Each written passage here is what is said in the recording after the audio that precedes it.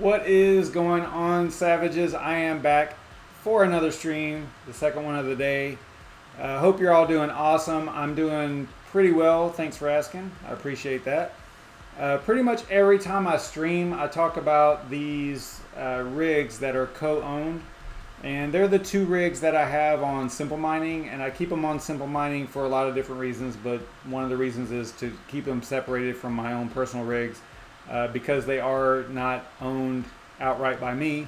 So I like to keep them separated. Plus, having a different operating system allows me to show you guys different content based on Simple Mining or Hive OS or Windows, right? So it just adds in a little bit of the capabilities of the show and being able to actually, cover different operating systems on the mining side. But every now and then I get questions about these co-owned rigs, through Twitter or in comments. So in this stream, I just kind of wanted to talk about it. So that's what we're going to do.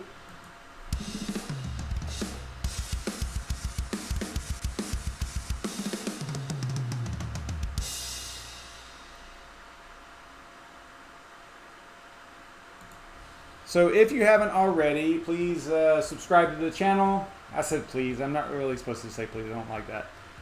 If you're interested in content like this, subscribe to the channel. Tell your friends, family, all that stuff. Spread the word about the channel. Trying to grow a little bit here.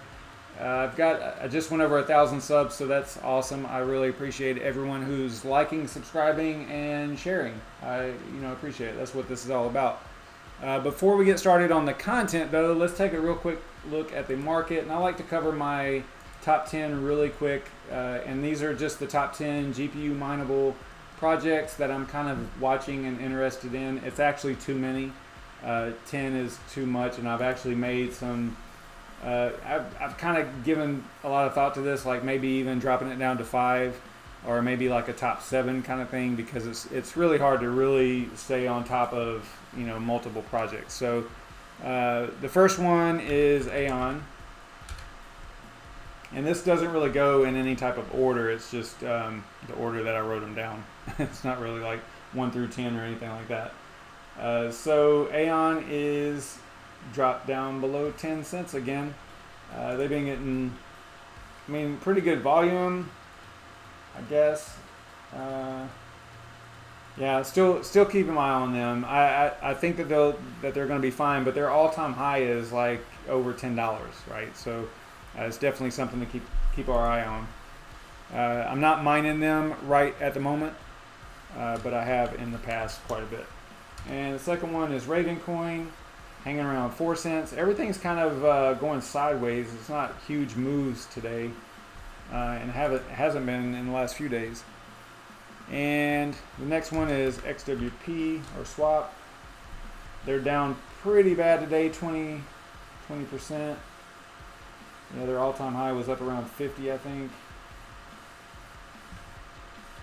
Need to see some stuff from them. I just did a video on their new wallet, so check that out as well. That was just a few minutes ago. And we'll look at CCX. CCX is down a little bit today. They were up above 80 cents, so they've been getting hammered here lately. Look at eGem. Sideways. Not a lot of volume though, really low volume. But they're a super low cap coin as well, so the volume, actually, if you take a percentage wise, that's actually not bad volume for them, compared to the overall market cap. So let's look at Bitcash, down quite a bit. They're another micro cap, pretty low volume for them. Is that 10%? Nope, 1%. I can math. All right, so let's go with Vail. Vail's up just a tad. See what their chart looks like here. Yeah, they pumped up there from 11 cents to 20 cents or so, and they've been kind of going sideways with everything else lately. Let's look at Loki. Haven't checked on them in a while. They're down 10%, but they were, remember, I don't know, for many months they were hanging around 14, 15, and 16 cents, you know, all through here. So they did have a little bit of an increase here, but yeah, they've been up and down, riding the wave with them. And then Nimic, sideways.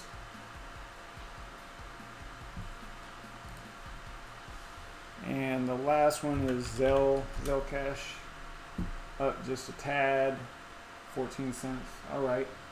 Let's see, we got a $282 billion market cap, pretty low volume, and actually BTC dominance is increasing. We're almost at 66% again. So that kind of explains what's going on with the alts, right? Because whenever BTC pumps or gets dominance over the alts, that's pretty much what you see is money going from the alts to BTC. So I did a BTC comparative here, and you can kind of see that is exactly what's happening here. Not a lot of really huge moves or anything like that, but you know, lots of red when compared to BTC. All right, so let's take a look at what I'm mining. I am on the personal rigs here at the house. I am mining arrows still. Brand new privacy coin, not on any exchanges or anything like that. Purely speculative. I've got quite a few videos on it, so check those out on my channel if you're interested in that kind of thing. And the co-owned rigs over here, Simple Mining, are both mining CCX, and that's why I actually have CCX logo down there in the bottom of the screen, because you know, even though this is really about co-owned rigs, we have literally pretty much since March dedicated these rigs to CCX, and that's it. That's the only thing that we've been mining since March. So that is what we're going to talk about tonight. So let's get back on topic. Basically, I don't really have like an agenda or anything like that. Just want to kind of, you know, just blab about how this is set up, you know, and it's to benefit everybody watching, plus the people that are in the group, you know, that are owning these rigs. So maybe it'll help explain some things, right? What's up, Red Panda? Thanks for joining us. I'm not really interacting with the chat just yet. I don't know if anybody's even in here besides Red Panda. All right, there's like 4 people, so that's good. So I'm just gonna ramble on here. Basically, there is a group of 6 individuals that we got together in the middle of 2018, and we decided to invest in and build a couple rigs. And that was, you know, probably July, August, I think, is basically when all that went down.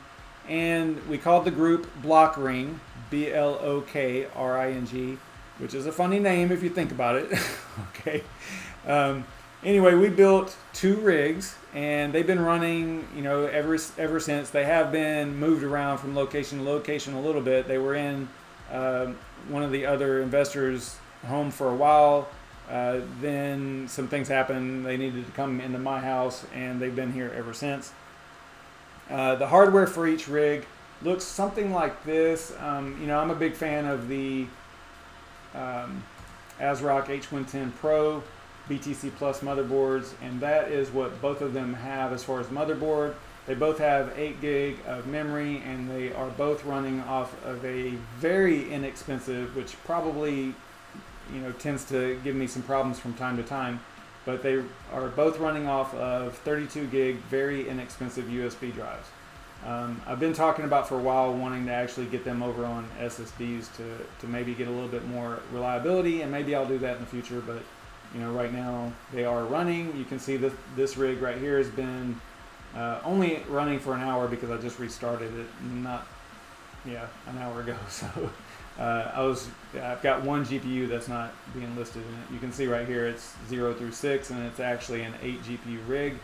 I was playing around with some simple mining commands, and I think I forced a reboot or something. So now this is the rig that has that problem with the fan stop light. So if I was to go in the garage right now, one GPU out of the 8 is going to have that fan stop light on, and it's not going to be working because it's not recognized by the system. So I just have to hard power hard power it down, and then power it back up. And usually within 2 or 3 power cycles, it'll come up and all 8 GPUs are recognized.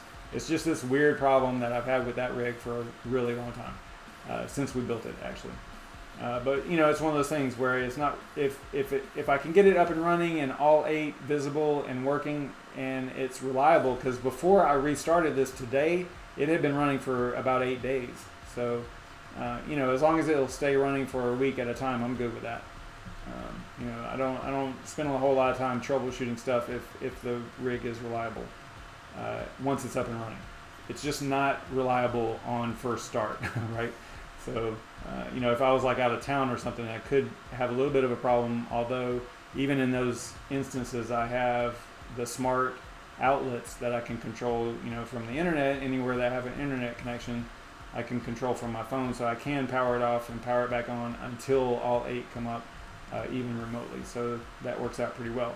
But these are the Gigabyte Aorus RX 580 8 gig.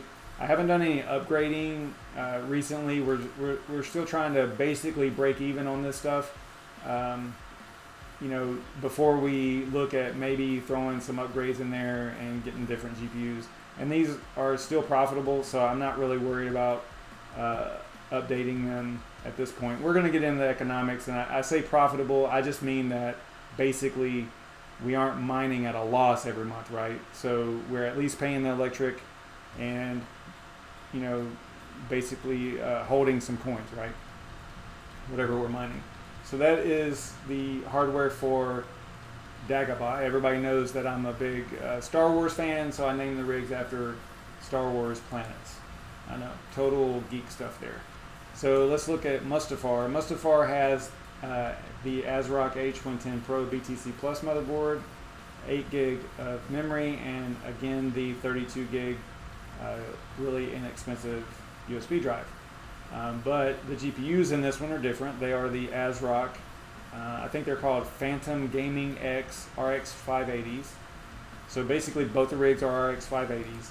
But you can see, well, you can't see because it's not showing, but those ASRock Phantom Gaming X actually outperform, in most algorithms, actually outperform the Gigabyte with the same overclock settings and all that stuff. So they're a little bit more efficient and do a little bit better job. And I say a little, it's like mining CCX, which is conceal, kryptonite conceal algorithm. They are maybe 1 kilohash more, something like that, for the for all 8. So what does that come out to? Maybe like 2.2 each, I guess. So yeah, a little bit more efficient, not a lot, but it does actually accumulate a little bit more crypto than the Dagobah rig. So that is a real quick breakdown on the hardware. Some of the investors just bought a GPU for us to host. So like especially on the Mustafar rig, there were some people that just gave either they bought their own GPU and had us host it. We told them which one to buy because I wanted to have it consistent throughout the rig. I didn't want to have a bunch of different GPUs. So they purchased it, gave it to us, and then then we put it in the system and fired it up, right? So that is one way that we had some investors put in money. Some of them had they purchased just a percentage of the total rig, right?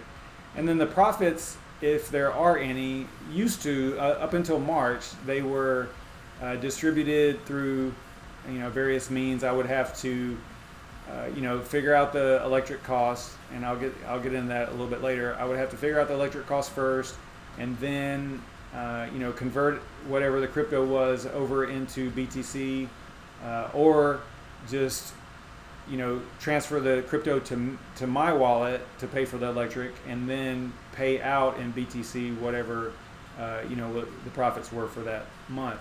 And we did that for 4 or 5 months, I think, and then come March, I was like, you know what? Because the profits were so low, it wasn't worth the effort, right? I mean, here I am, sitting here late at night calculating all this stuff out, and it just wasn't worth it.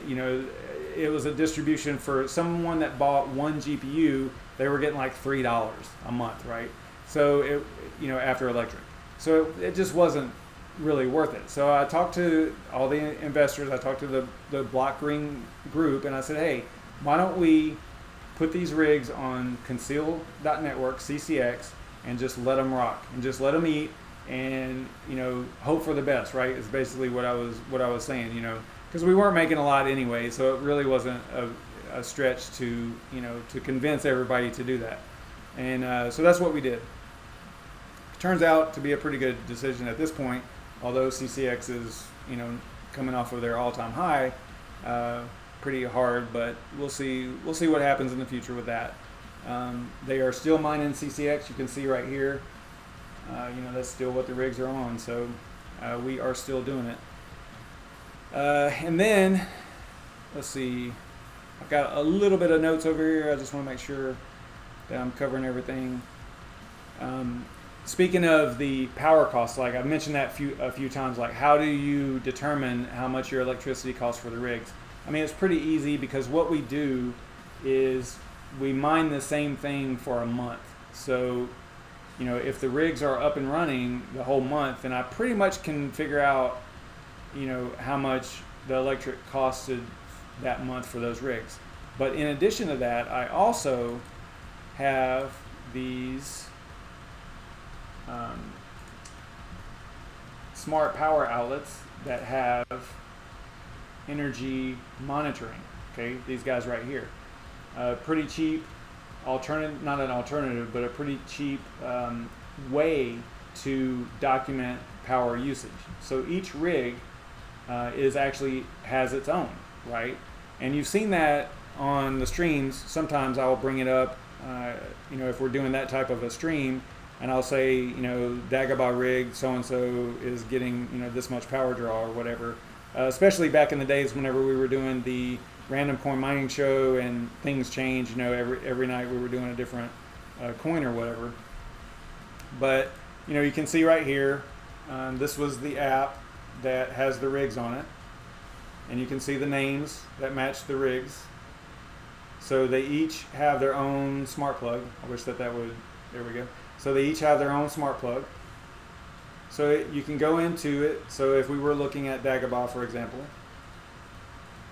you can go into it and then click on the usage over here, and then you can see the current usage. But like I was saying, we do it for a month.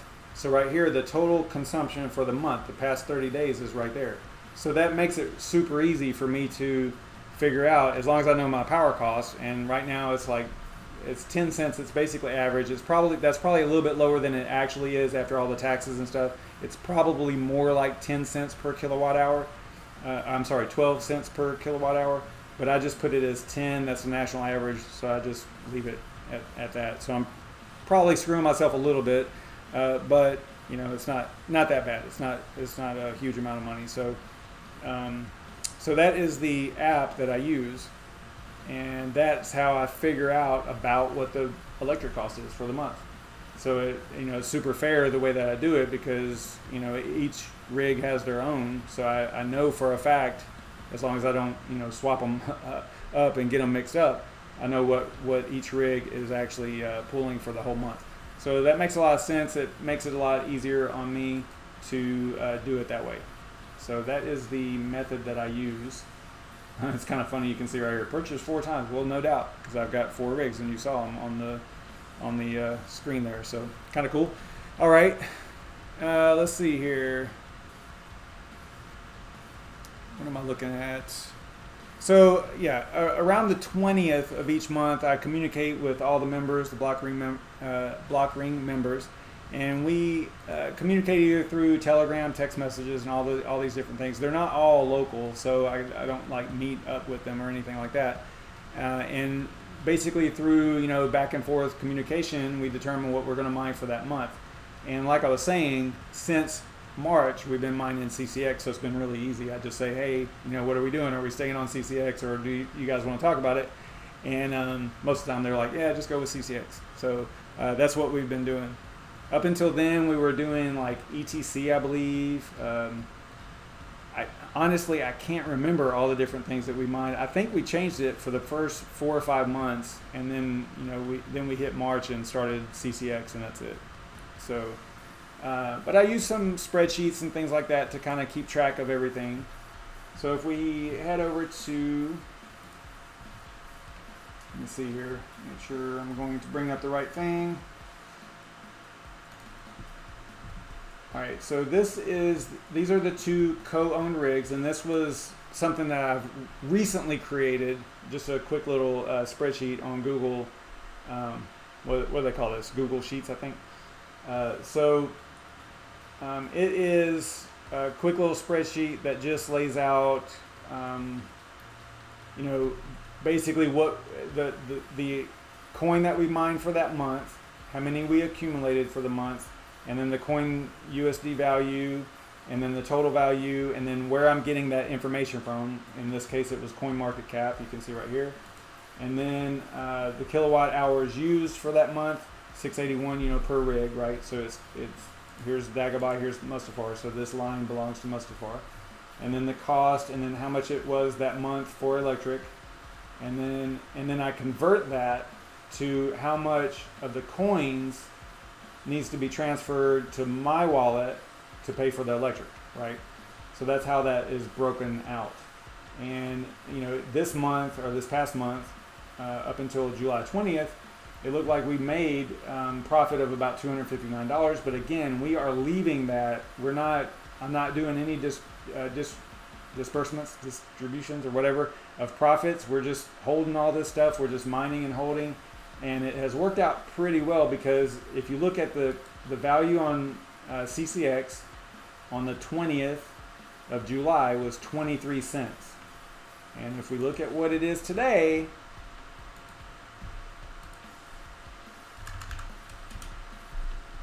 it is 49 cents. And that's just, 1 month, right? Not even a month. Wait, 11 days. So 12 days, something like that. So now this was up to like 80 cents, plus 80 cents. So we were on like a real tear there for a minute. It felt like I was on a rocket ship, but it's pulled back a little bit of profit taking and things like that. So just keep that in mind as we move forward here. That this coming up month hopefully will be a lot more than that. Now you can see how there's kind of these little dashes here, and this is because at the time that I was doing this, I was actually mining to one wallet, and it hit me once I started doing this spreadsheet here. I'm like, you know what, even though it's going to add a little bit to the complexity of how I do this, it's probably better and more fair to actually split it up and have each rig have their very own wallet, because the owners aren't the same across both rigs. In other words, here's what it looks like broken out. You've got Mustafar, I own 25%, another person owns 28%. So there's some percentages here of ownership based on what they purchased for the rig. Like if you see a $299, then that was a GPU. $299 for a RX 580 back in the day. But the cool thing is that these actual $299 values, our costs actually included a motherboard that we were able to sell for about $70. So, so you're looking at $229 or whatever, actual investment.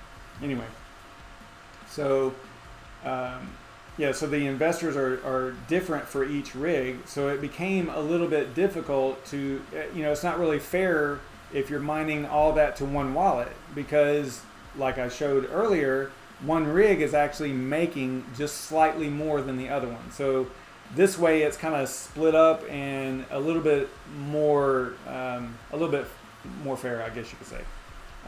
Even though it adds a little bit to the complexity of the management of it, because I have to manage 2 wallets and all that stuff. Really not a big deal, but so just keep that in mind also. And let's go back to the monthly report. So this was the first month that I really broke it out like this. So this is going to be building each month. I'll just add in the dates, and then I'll be able to actually do, to break out what Mustafar actually mined on its own, because I'll have, because I have the separate wallets, so I'll know how much is in there. So it'll be easier to distribute stuff and know who owns what. So that is the goal for this particular spreadsheet. And then you can kind of see, let me see if I can do something here. Bring up the wallets. So I can show you the wallets that are broken up, I can show you the one wallet that was combined. And then, let's see here. Let me get to the right wallet.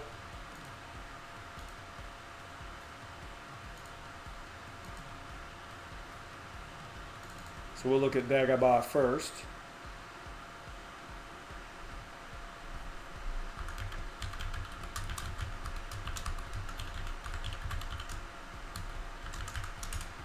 Super long password. So that's what that looks like now. It looks like it's probably, okay, so it is synchronized, it says synchronizing, so I haven't started a CCX wallet in a little bit of time, so I'll let this synchronize. Looks like it's not that far behind. But you can see I also changed the payout intervals. I had it set to like 3, and it was too many transactions in the wallet, so I was always, if I was needing to transfer funds or crypto out of the wallet, it was having to be optimized and all this other stuff, and so I bumped up the payout to 10, so the pool doesn't pay until it's until there's 10 sitting there to actually pay out. So that's why it's a nice even number, 60 in this wallet. So this is the Blockring Dagobah wallet. So this is the wallet for that particular rig. And if you look at transactions, you can see where it's gotten the payments in 10 intervals here, or 10 CCX amounts. Now this one is not going to have as many as the other one, because remember, the Dagobah rig was the one I was having a problem with, and it was down for a little bit. So if we go and open up the other wallet for Mustafar, this one was running just fine for the whole time that Dagobah was down. This one was actually running, so it's going to have a little bit more in it than Dagobah. Yeah, see, there's 80 in here. So that's how it's broken out. Hopefully that makes sense. Let me check the chat, see what's going on over here.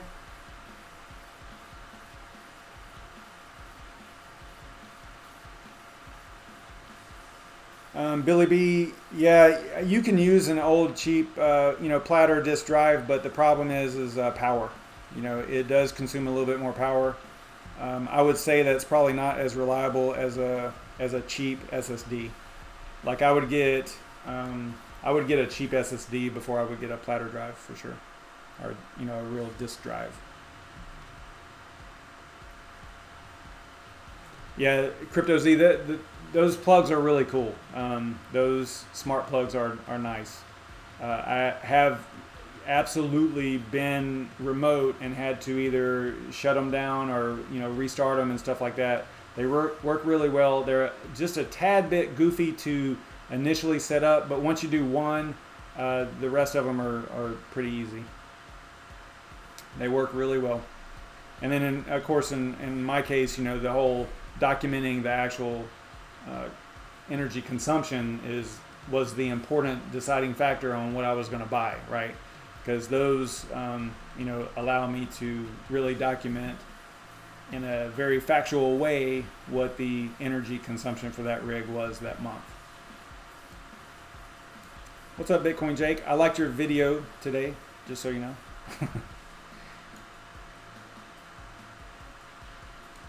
All right, let me head back over to my notes. I showed you the tracking spreadsheet, the percentages, separate addresses. Oh, and exporting rewards. So the way that we did this before, the way that I had to do it before, if you go to transactions in the wallet, whenever it was combined between the two rigs, they CCX or Conceal gives you this nice export to CSV feature. So what I was doing, if you just export to CSV, Let's see here. So you come over here and go to just anywhere here, I guess. We'll go to CCX. Which rig am I on here? Doesn't matter. We'll just leave it like that. And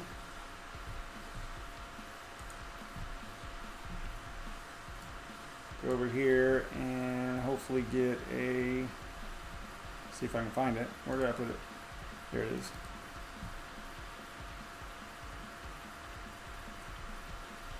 So it just exports a little CSV file here, and you can open up with Excel or Sheets or whatever, and it just shows you the transactions and stuff. So what I'm able to do is calculate for the month. It's got the date of the transactions and everything on here. So I get to calculate for the month how much was earned by that rig.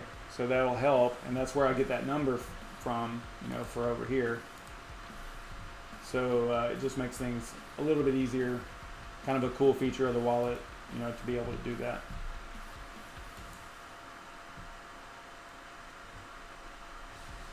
And then to finish this off, there was a video that I did a while back. Close that. Let me get over here to my channel here, and the video was about Ravencoin, actually, like a Ravencoin use case, right? So if I go to my Raven playlist here, and I go down to right here, it was this. This is whenever I was having computer problems, so there's like multiple videos because it kept crashing. But this video right here, the part 3B, actually goes through the use case of what I intend at some point to do with the block ring group and how we're distributing everything, because Ravencoin is the crypto that has to do with managing the creation and managing of assets, right? Tokenized assets on a blockchain. And this use case here actually goes through the GPU hosting thing, using IPFS to document the actual GPU, and this was basically applies to what I'm talking about tonight with this particular group, the block ring group of investors and stuff. So this is a use case of how I was going to manage it. Right now I can't do that because Ravencoin hasn't implemented all the different features, the voting, the rewards, the messaging, and all that stuff that's coming down the line. That's in the roadmap. At some point that stuff will be enabled. Right now it's just not functioning, so I can't really fully use Ravencoin to do this, right?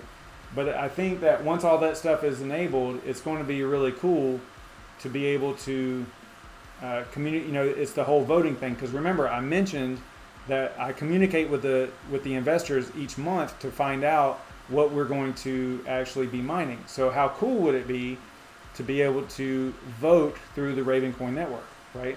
So, and then receive those votes, and then that determines what we're going to mine that month. And I talk about that in this video. If you're interested in that type of thing, like what is a use case for Ravencoin, then definitely check that out.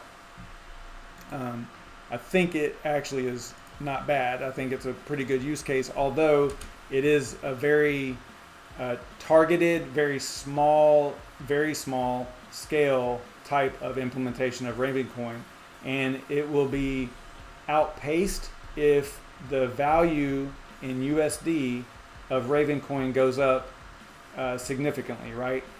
Because the reason I say that is because Ravencoin, it costs a certain amount of RVN Raven in order to create an asset. So in this case, there's the SavageMine asset, the top level, and then underneath of that is sub asset and then unique asset. Well, the unique asset would be like what you would create for a specific GPU, which is what you're looking at right here on the screen. So we have a unique asset costs, I think it's actually a unique is 5, I believe, 5 Raven. But a sub asset is 100, and then a main asset is 500. But let's just say it's 5. Okay, great. So if we create a unique asset for each GPU that we're hosting, and that unique asset costs 5 Raven, what if Raven goes to $10? Now in USD value, and I know that doesn't matter, and I hate even making the comparison, but it's just how us Americans and us humans think, right? We're always comparing everything to USD. Everybody does in their own fiat currency, right? So if it costs 5 Raven to create an asset, and Raven is worth $10 each, then it will cost $50 in your mind. In your bottom line, it's going to cost $50 to create a unique asset. Well, is that really worth it at that point? If the GPU itself costs $300 and it costs $50 to create an asset for it, I mean, that's a huge, unless the profits were insane, right? Like it was in 2017, for mining and all that, then it probably won't be worth it. And that's going to rule out the use case of small businesses using the Ravencoin network. Now, I think maybe later on down the road, depending on where Ravencoin goes, they might have to revisit the cost of each individual asset and see how they're going to work that. I don't know how they're going to do it. We'll see, but it might be a conversation that the devs and the community will have to have in the future. So just want to kind of throw that out there. It's just my take on it. But there you go. So I don't know if y'all got any questions or any burning questions with how I do this particular little venture that I'm doing here. It's been fun to kind of manage this. I have an entrepreneurial spirit, right? But I also have a full-time job, so I kind of get knocked down a little bit when it comes to the side businesses and all that stuff. But I think that this is cool. I do think that it's something that I can continue, and at this point I'm not really looking to expand, but I mean if there were investors that wanted to build another rig or something, I could probably do that. And host it here at the house. I would have to get a little bit more power and stuff like that, but yeah, so there you go. So what we charge, well, at this point I wouldn't have like a charge. The way it would work is if you wanted, you could buy a GPU, right? Heck, I could sell you one of my GPUs that are already being hosted, essentially, right? And then the problem with the setup right now is an investor. Like, let's say we go back to the different owners of the rigs. Let's see here. Where was I? Let's go over here. So we're looking at the different owners and how much they own of each rig, right? So like I was saying, this person here just bought one GPU, right?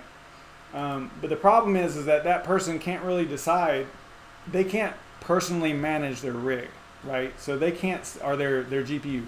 They can't say that they want their GPU to be mining a specific thing, a specific crypto, right? And I would like to have that capability, but that is not small scale. That is kind of a larger scale. That's programming. That's that's getting like an interface designed to do that, to put one GPU in a rig. There's probably ways of doing it. Look, Crypto Z's in here. He probably is saying, yeah, we can do that. Being Linux programming guru and all that stuff.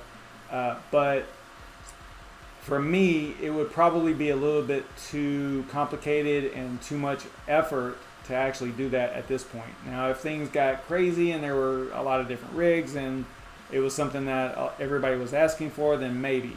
But at this point, you could buy a GPU and be a part of the community, be a part of Blockring and that group, and then say, hey, you'll get to vote based on, and this is another thing that would be cleared up with Raven, right? Because is it really fair? This is something we would have to talk about, because I own 25% investor one owns 28% of this particular rig. Does that mean that because they own a higher percentage that their vote is weighted differently? I mean, is it fair to make it like that? Maybe. I don't know. That's something that we have to talk about. But if you think about it, this person that only has $300 into the total cost of the rig only has a 10% stake, basically, right? So whatever, if they didn't go along with what everybody else was mining or wanting to mine, then it's possible that they would never be able to mine what they wanted to, right? Because they're all controlled, and all mine the same thing. So that's my point, is I can't break these out like that at this point. It would be cool to be able to do that maybe in the future, but at this point, it's just not really in the cards to be able to do that.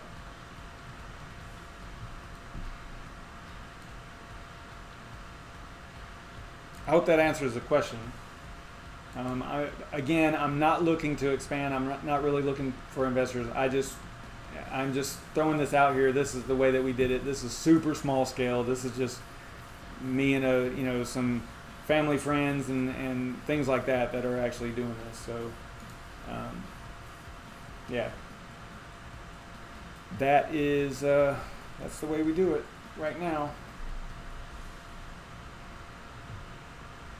Any other questions? Because I've been going for, how long is this stream so far? A little longer than I wanted it to be. 41 minutes, that's not too bad. I think I covered everything I wanted to cover, so that will clear up all that stuff. And I think that's it.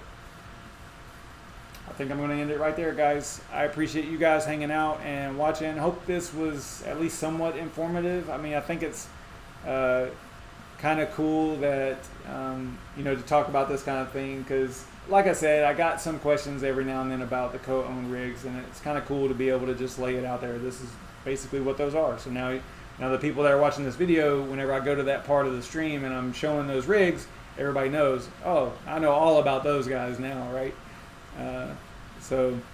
If you're in Orlando, send it. I actually have room. I'll be honest with you. I'll do it. I actually have room. I've got a 10 GPU rig that has 2 GPUs actually down in it, not connected, only because they are it pulls too much power. Whenever I have it, the 2, and it'll blow the breaker and stuff. So this rig right here actually has, see how it has 2 570s that's grayed out right here, and it only has 10. But this, let me back up a little bit here. This is my rig. So if you were going to go with a block ring rig, I would have to say that I'd probably have to sell one of mine in order to put yours in there. I don't know. We might be able to work something out. I don't know. Let me think about it a little bit. Are you in, Billy B, are you in Discord? In my Discord? Or hit me up in Discord, and maybe we'll work something out. I don't know. We'll see.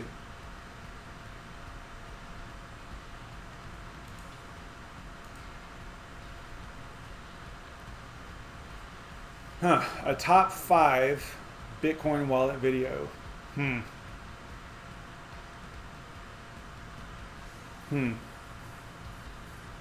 I don't know. Honestly, all my Bitcoin is in Coinbase at the moment because it's not that much and it's just easier to keep it there right now. But I probably should get it out of there. What little I have.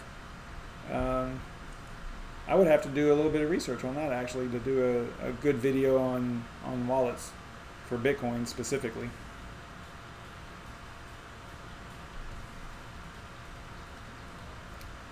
Billy B, hit me up in Discord, in my Discord, and we'll or on Discord. There you go. Not necessarily in my Discord. We'll chat about it. But I'm going to end it there. I think that I covered everything I wanted to cover. Hopefully it was informative. I will see you guys next time, probably tomorrow night. What's tomorrow, Friday? Maybe I'll do like one of the chill stream kind of things. I don't know. I don't really have a topic, so we'll just kind of play it by ear. Maybe I'll do a poll or something tomorrow to see what you guys want to cover tomorrow. I've been doing a lot of wallet stuff this week. It seems like I don't really want to do any more wallet stuff, but it is important. And if you haven't checked out those videos, you probably should. If you have any questions about like exporting private keys from Qt desktop wallets and things like that, and how to import them and get your crypto back, because I see it in the forums and stuff all the time on Discord where, you know, someone has lost their wallet.dat file or something like that. This kind of talks about that. The videos that I've done this week talk about that and how to, you know, hopefully, retrieve your crypto. So the one thing you got to remember is that your crypto, your actual coins are not in your wallet file, right? They are on the blockchain. They are out there on the blockchain. They aren't in a file that's on your computer. That's not how it works. What is in the file on your computer is your private keys and your public keys. So that is the important information that you need to make sure that you always have. Because if it's not your private keys, then it's not your crypto, right? You'll hear people say that. So keep that in mind. And it's something that we probably overlook sometimes because we have backups of the wallet.dat file, and I am totally going off topic. But check out those videos. I'm going to make this super long if I start talking about wallets again. Check out the videos that I've done this week on the topics, and I will see you guys next time. Thanks for tuning in. I appreciate it. Stay savage.